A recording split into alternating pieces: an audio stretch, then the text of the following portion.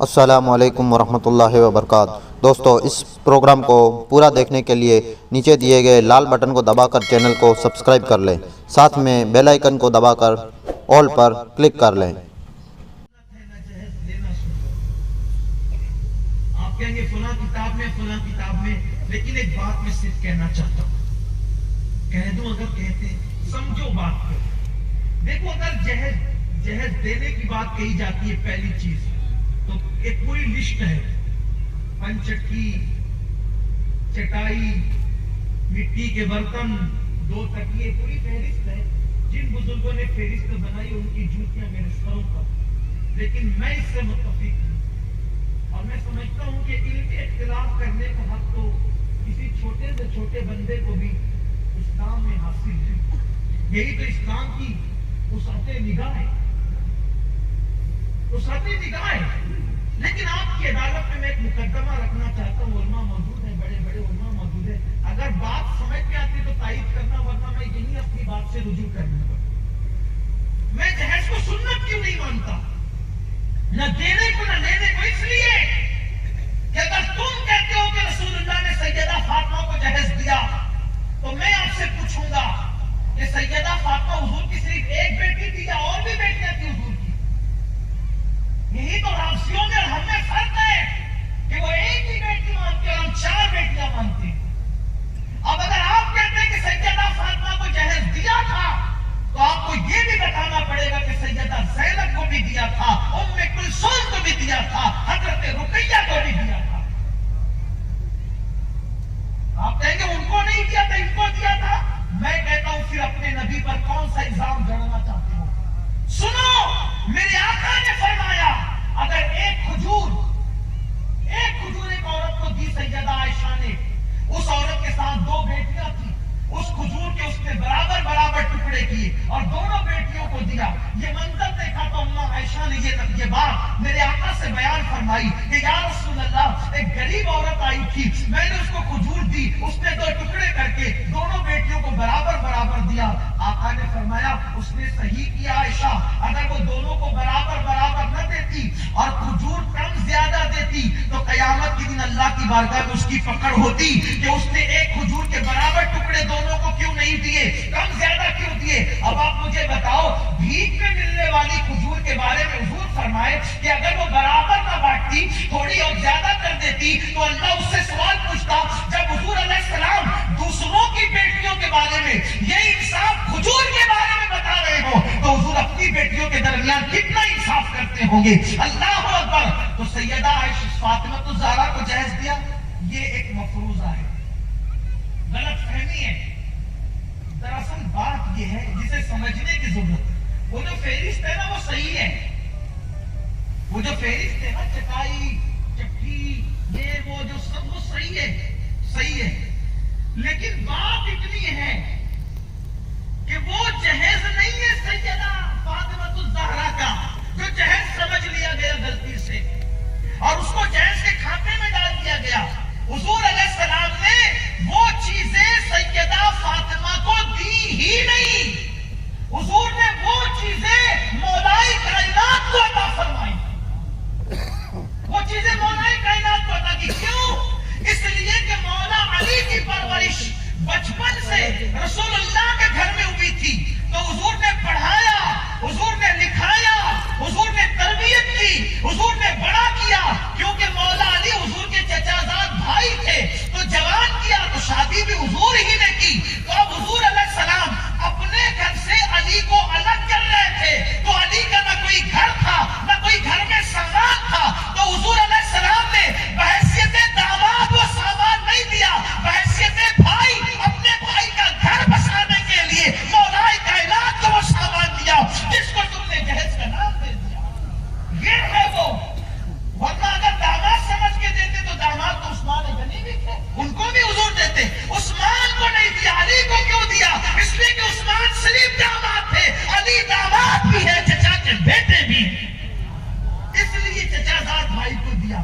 یہ ہے مولا علی، اور ہم نے اس کو جہیز دینا سنت بنا کر یہاں تک پہنچایا کہ اب بیٹیاں خودکشی کرنے پہ مجبور ہو رہی ہے۔ اب अब अगर इतनी बात समझ में आई तो अगली बात समझ लो। चले 14 सदियों के बाद आपको ये समझ में आए तो हुजूर ने जहेज दिया। मेरे आका के सहाबी हुजूर की एक एक सुन्नत पे अमल करते। सिद्दीक अकबर का जब विसाल होने लगा, पूछा हुजूर का विसाल किस दिन हुआ? कहा पीर के दिन। का आज क्या दिन है? पीर। किस उम्र में हुआ? 63। सिद्दीक अकबर की उम्र भी 63। कितने कपड़ों में कफन दिया? 3। मुझे भी 3 में कफन देना। जिन लोगों ने रसूलुल्लाह को गुस्ल दिया वही मुझे भी गुस्ल दे। जब मौत के वक्त मौत का इस्तिराब सुन्नत को तर्क नहीं करने दे रहा है, मौत का इस्तिराब सुन्नत को तर्क करने नहीं दे रहा है, तो बोलो खुशियों के मौके पर उन्होंने सुन्नत कैसे तर्क की होगी? अगर वाकई जहेज देना बेटी को सुन्नत होता तो सिद्दीक अकबर सोचते कि हुजूर ने अपनी बेटी को जहेज दिया तो मैं भी अपनी बेटी को दूं। यह भी साबित करना पड़ेगा कि सिद्दीक अकबर ने अम्मा आयशा को जहेज दिया था। बताओ कहां है? वरना सिद्दीक जैसा इंसान, तुम्हें सुन्नत याद नहीं? अच्छा, दाढ़ी की सुन्नत याद नहीं, भूखों को खाना खिलाने की सुन्नत याद नहीं, फाका करने की सुन्नत याद नहीं, सिर्फ जहेज की सुन्नत तुम्हें याद रहेगी? नफ्स की गुलामी इतनी, नफ्स का मक्र इतना। इसलिए मैं आपसे ये अर्ज करना चाहता हूं, अगर हुजूर के सच्चे गुलाम हो तो जिन जवानों की अभी शादी नहीं हुई वो इस महफिल में अहद करें कि इंशाअल्लाह हम सिर्फ दुल्हन लाएंगे, हम कोई जहेज नहीं लाएंगे, और दुनिया को बता देंगे कि मोहम्मद अरबी के भिखारी किसी और के सामने हाथों को फैलाया नहीं। शुरुआत कहीं ना कहीं से करनी पड़ेगी, शुरुआत कहीं ना कहीं से करनी पड़ेगी इंशाअल्लाह तबारक व तआला। अगर चंद जवानों ने कच्छ में बेड़ा उठा लिया कि सिर्फ दुल्हन आएगी और कुछ नहीं, अरे जिसने बेटी थी उससे बड़ी नेमत क्या हो सकती? अब अगर आपका ससुर कहे नहीं मैं तो कुछ देना ही चाहता हूं, तो कहे ठीक है, शादी के 10 दिन के बाद देना, 50 दिन के बाद देना। शादी पे नहीं लेंगे ताकि ये रस्म खत्म हो जाए, शादी पर लेने देने की रस्म खत्म हो जाए, तो शादी के बाद भी अल्लाह से डरते रहना। अपनी गुफ्तगू समेट रहा था लेकिन बात निकल आई, तो बीवी पे जुल्म मत करो। अच्छा, अगर वो कोई गलती कर जाए, कोई गलती कर जाए, उसको निभाओ, क्योंकि अल्लाह ने औरत को टेढ़ी पिछली से बनाया। किसकी भी बीवी हो, पीर साहब की बीवी हो, सैयद साहब की बीवी हो, मुकर्रिर साहब की बीवी हो, मौलाना साहब की बीवी हो, वली साहब की बीवी हो, सब टेढ़ी पिछली से बनी है। उसमें उसका कसूर नहीं है, पिछली अपनी ही टेढ़ी है, क्योंकि अल्लाह ने हमारी पिछली से उसको बनाया और उल्टे तरफ की पिछली से बनाया। बात अब खत्म करने लगा, दिल के कानों से सुन लें। मियां बीवी की मोहब्बत में अल्लाह प्यार पैदा करे, ऐसा प्यार जैसे सैयदा फातिमा और मौला अली के दरमियान था। हाँ, अल्लाह ने बाईं पिछली से, बाईं तरफ की पिछली से, अल्लाह को हर तरफ दाया पसंद है, औरत को बनाया तो बाएं से। क्यों? इसलिए कि बाईं तरफ दिल है और अल्लाह ने दिल के करीब की पिछली से औरत को बनाया और बताया न औरत सर का ताज है, न औरत पैर की जूती है, ये दिल के करीब से पैदा की गई है, ये दिल में रखने की शय है। इससे प्यार करो, इससे मोहब्बत करो, नफरत न करो। हाँ, कभी कभी वो तुम पे जुल्म करेगी, मुंह चलाएगी, अगर आप उस पे सब्र करते हैं तो क्या होगा? मेरे आका फरमाते हैं, जो मर्द अपनी बीवी की जबान दराजी पे सब्र कर जाए, अल्लाह उसे सब्र अय्यूब का सवाब अता फरमाए, और जो बीवी अपने शौहर के जुल्म पे सब्र करे, अल्लाह उसे आसिया और मरियम के सब्र का सवाब अता फरमाए। आइए बात खत्म करते करते एक बात बहुत खूबसूरत आपको बताऊं।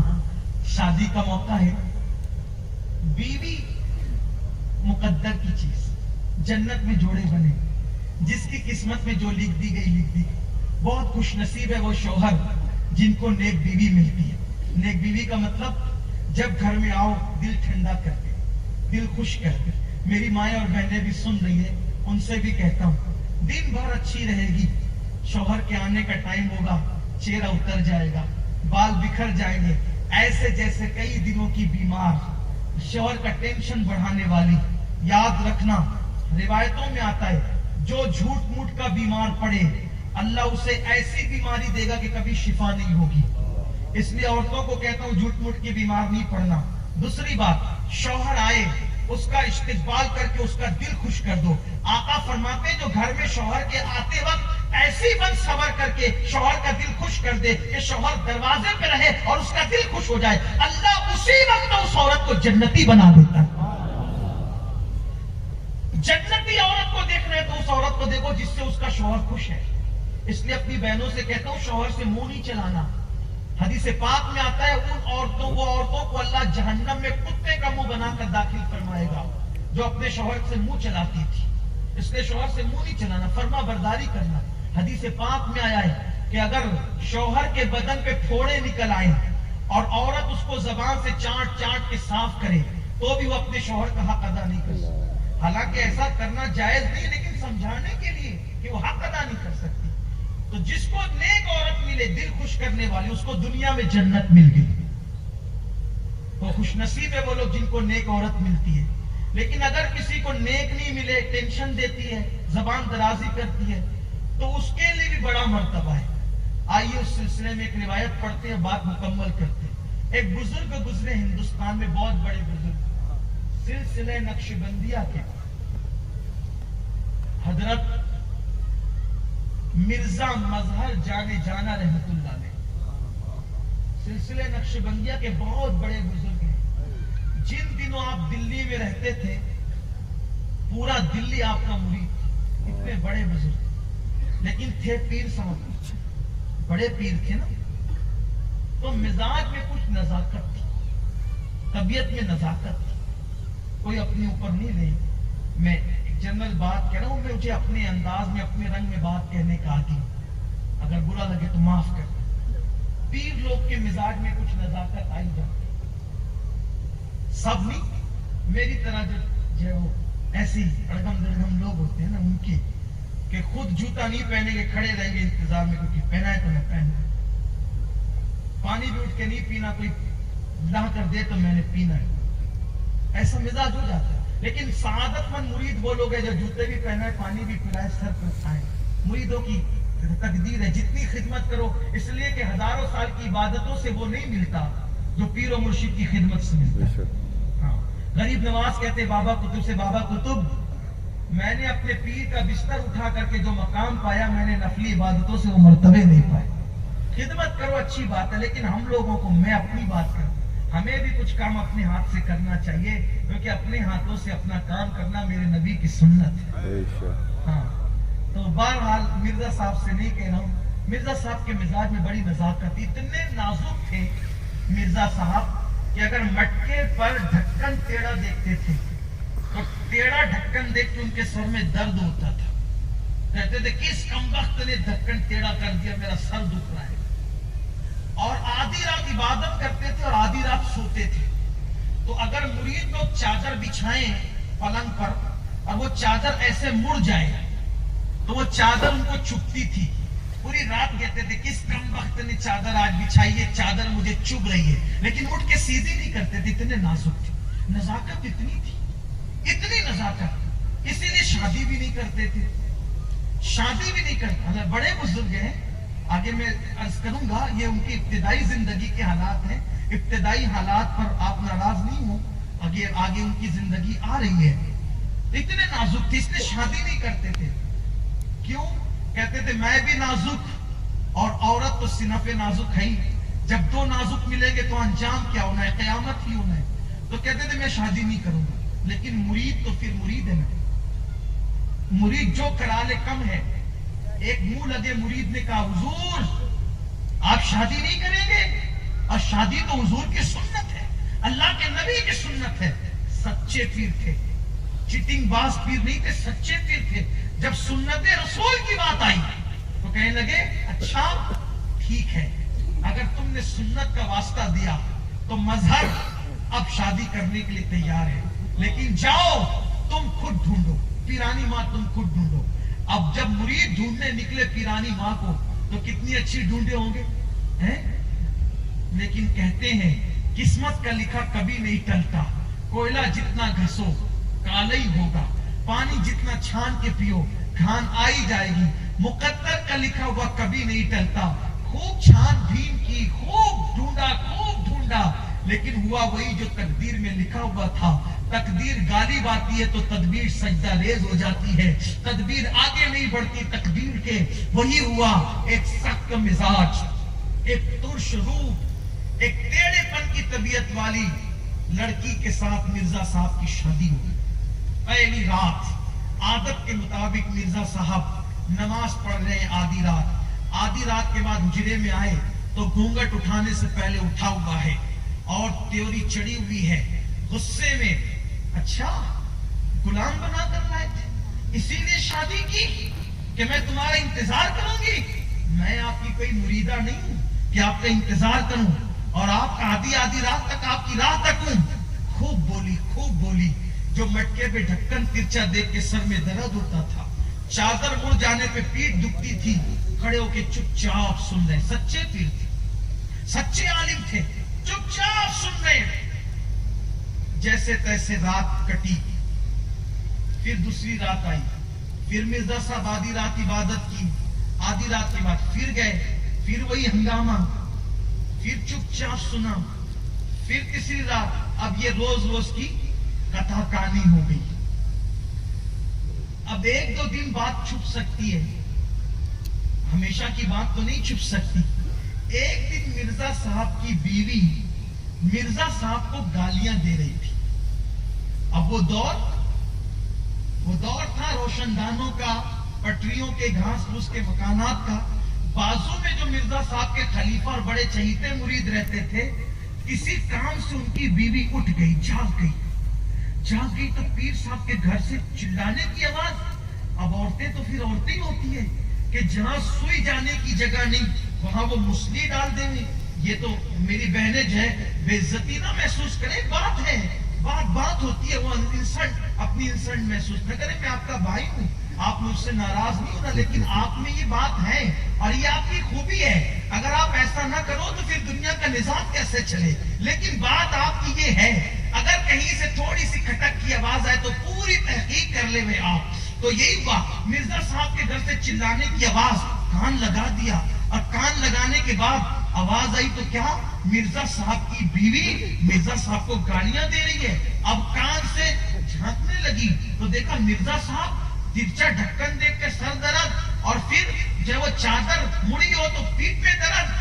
خاموش کھڑے سن رہے ہیں. اب اس نے تو سوچا اچھا موقع ہے، کیونکہ ان کو میرے شوہر بہت مانتے ہیں، میری ایک نہیں سنتے. ادھر حال یہ ہے. اب کیا بتانا چاہتی تھی؟ دیکھو تم کیا کرتے ہو، وہ کیا کر رہے ہیں. جلدی سے اٹھو اٹھے. کیا ہوا؟ دیکھو ذرا کیا ہو رہا ہے. دیکھا تو بہت دکھی ہوئی. پیر صاحب کی بیویاں گالی دے رہی ہے، لیکن پیر صاحب ہے کہ چپ چاپ کھڑے ہو کے چپ چاپ سن رہے. ارے لیکن چونکہ سمجھدار تھے، مرد تھے، بیوی سے کہا دیکھو پیر کی عزت کا سوال ہے، یہ بات باہر نہیں جانا چاہیے، گھر کے باہر یہ بات نہیں جانا چاہیے. لیکن وہ عورت ہی کیا جو اپنے پیٹ میں بات کو ہضم کر جائے. واللہ بڑے بڑی غذائیں، نمک مرچ والی غذائیں ہضم ہو جائیں، لیکن ایک چھوٹی سی بات عورتیں ہضم نہیں کر سکتی. صبح کا انتظار. صبح ہوئی، سہیلی سے ملاقات ہوئی. ارے کچھ سنی کیا؟ پیر صاحب کی بیوی پیر صاحب کو گالی دیتی، لیکن کسی سے کہنا نہیں. بہن میرے گھر کی عزت کا سوال ہے، میرے سنسار کا سوال ہے، کسی سے کہنا نہیں کہ پیر صاحب کی بیوی پیر صاحب کو گالی دی. اچھا اب جو بات یہ کہ کسی کو کہنا نہیں، اس نے ارے کچھ سنی کیا؟ پیر صاحب کی بیوی پیر صاحب کو گالی دیتی، کسی سے کہنا نہیں، پیر صاحب کی عزت کا سوال ہے. اس نے ارے کچھ سنی، پورے دلی میں پھیلا دیا. پورے دلی میں پھیلا دیا. دلی میں عام ہو گیا پیر صاحب کی بیوی پیر صاحب کو گالی دیتی، پیر صاحب کی پیر صاحب کو گالی دیتی، پیر صاحب کی پیر صاحب کو گالی دیتی. سارے مرید جو بڑے ذمہ دار خلفاء تھے، یہ معاملہ ختم کرو، بہت ہو گیا بے عزتی. پیر کی اس بے عزتی برداشت نہیں کر سکتے، ورنہ ہم کوئی قدم اٹھا لیں گے. جو ذمہ دار مرید تھے، سرکار بہت بے عزتی ہو گئی، پورے دلی میں بات پھیل گئی. پیر صاحب کی پیر صاحب کو گالی دیتی ہے. حضور ہم نے بہت بڑی غلطی کی، آپ کو شادی کا مشورہ دے کر اب آپ اسے گزارش کرتے ہیں ایسی بدبخت नाफरमान और शोहर की इज्जत न करने वाली औरत को आप तलाक दे दें, आप उसको तलाक दे दें, हम उसको बर्दाश्त नहीं कर सकते।